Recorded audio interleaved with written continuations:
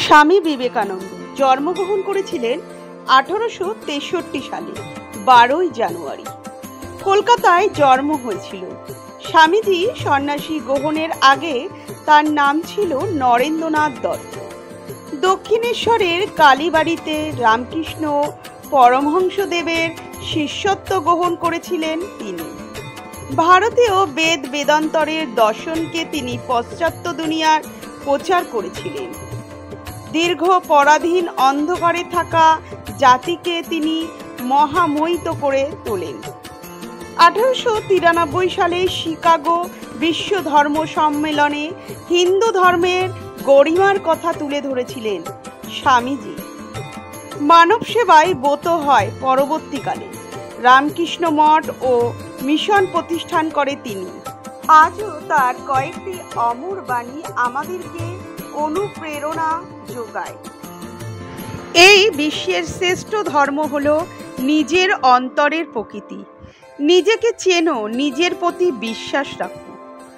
শক্তি হলো জীবন, দুর্বল হলো মৃত্যু। সম্প্রসারণ হলো জীবন, সংকোচন হলো মৃত্যু। প্রেম হলো জীবন, আর ঘৃণা হলো মৃত্যু। দিনে অন্তত একবার নিজের সঙ্গে নিজে কথা বলো, না হলে তুমি এই পৃথিবীর একজন বুদ্ধিমান মানুষের সঙ্গে কথা বলার সুযোগ হারাবে। স্বামী বিবেকানন্দ মা কালীর কাছে পাঠিয়েছিলেন রামকৃষ্ণদেব। কি হয়েছিল তারপর? সত্য হাজারভাবে বলা যেতে পারে, কিন্তু সত্য একটাই। এই জীবনে সবথেকে সুখী, সবচেয়ে সফল সেই মানুষ যিনি কোনো কিছুর প্রত্যাশা করে না, নিজে কাজ করে। যিনি যত বেশি স্বার্থ ত্যাগ করতে পারবে তিনি তত বেশি সফল। যদি গোটা একটা দিন তুমি একটা না একটা সমস্যার সম্মুখীন না হও, তাহলে বুঝবে তুমি ভুল পথে চলছো। মন আর মস্তিষ্কের মধ্যে ঝামেলা হলে সবসময় নিজের মনকে অনুসরণ করো। একটা ধারণা গ্রহণ করো, স্থির করে নাও যে এই ধারণায় তোমার জীবন।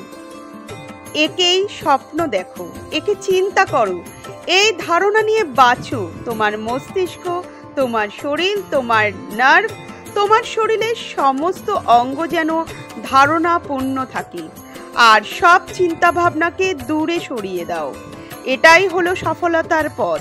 এইভাবে শ্রেষ্ঠ ধর্মের চেতনার জাগ্রত হয়।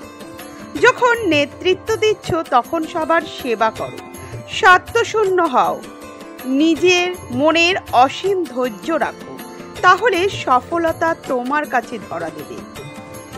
স্বামীজি বলেন, নিজের ভেতর থেকে জাগ্রত হও। অন্য কেউ তোমাকে শিক্ষা দিতে পারবে না, অন্য কেউ তোমাকে ধর্মর পথে চালাতে পারবে না। অন্য কেউ নয়, তোমার আত্মাই হলো তোমার শিক্ষক। এতক্ষণ আমরা স্বামীজির অমূল্য বাণী সম্পর্কে জানলাম। কেমন লাগলো আপনাদের এই ভিডিওটা? যদি ভালো লাগে তাহলে আমার পাশে থেকে আমাকে উৎসাহিত করুন। সম্পূর্ণ ভিডিওটা দেখার জন্য আপনাদেরকে জানাই ধন্যবাদ।